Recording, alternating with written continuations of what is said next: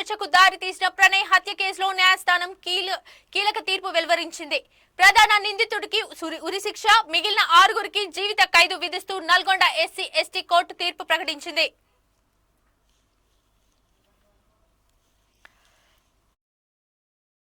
తెలుగు రాష్ట్రాలను ఒక్కసారిగా కుదిపేసిన ప్రణయ్ హత్య కేసులో న్యాయస్థానం కీలక తీర్పును వెలువరించింది.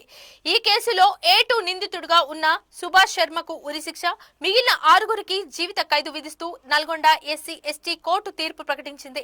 2018 సెప్టెంబర్ 14న మిర్యాలగూడలో తన భార్య అమృతతో కలిసి వెళ్తున్న ప్రణయ్ పై దాడి చేసి కత్తితో దారుణంగా హత్య చేశారు. ఈ కుట్రకు అమృత తండ్రి మారుతిరావు మాస్టర్ మైండ్ గా వ్యవహరించాడని పోలీసులు తెలిపారు.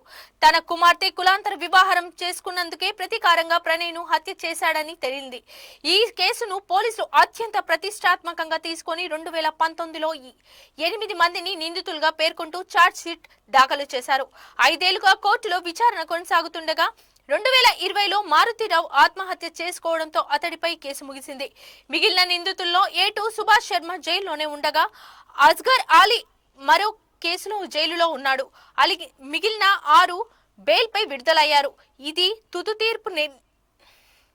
తుది తీర్పు నేపథ్యంలో మిర్యాలగూడలో పోలీసులు భారీ బందోబస్తు ఏర్పాటు చేశారు. ప్రణయ్ కుటుంబ సభ్యులు ఈ తీర్పును స్వాగతించడమే కాకుండా మరింత కఠిన శిక్షలు రావాల్సిందని అభిప్రాయపడ్డారు. ఈ తీర్పు భవిష్యత్తులో ఎలాంటి సంఘటనలను పునరావృతం చేయకుండా సమాజానికి గుణపాఠంగా నిలుస్తుందని, సామాజిక న్యాయం కోసం పోరాడే వారికి ఇది సూచన అని ఉత్సాహాన్ని కలిగిస్తుందని విశ్లేషకులు అభిప్రాయపడుతున్నారు.